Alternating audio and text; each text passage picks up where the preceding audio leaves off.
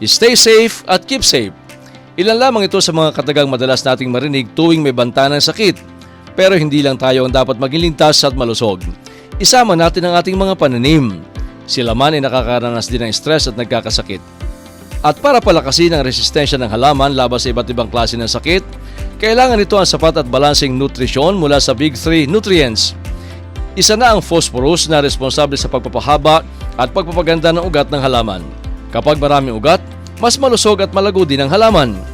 Gawain din ng phosphorus na matyak na makakakuha ng ugat ng sustansyang kailangan ng pananim para sa magandang paglaki, pamumulaklak at pamumunga. Sa tulong ng iba pang nutrients, ay pinabubuti din ito ang flower formation at seed production. Ang phosphorus din ang nagpapalakas at nagpapatibay ng mga sanga ng pananim. Samantala, ang mabagal na paglaki ng halaman ay sintomas na hindi ito nakakatanggap ng sapat na phosphorus. Kapansin-pansin din ang pangingitim ng gilid ng dahon kapag kulang ang phosphorus. Okay pre, ngayong alam na natin ang bisa na gagawa ng phosphorus sa ating mga pananim, alamin naman natin kung kailan kailangang maglagay nito.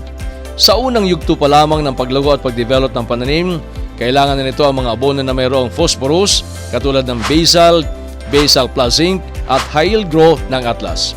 Habang lumalaki naman ang halaman, mabisang abono ang urea, super phosphate. At para matyak na naibibigay natin ang tamang nutrients na kailangan ng halaman, maaaring sangguniin ang Atlas Fert Expert. Sa napakasimpleng proseso, makukuha mo na ang rekomendasyon na kailangan ng iyong pananim. Mabisa, mabilis at sigurado ang malaking ani at kita. O paano pre? Hanggang dito na lang muna. Keep safe ha? Panatilihing diligtas at malulusog ang ating mga pananim. Abangan ang mga kasunod pang videos. Maraming salamat.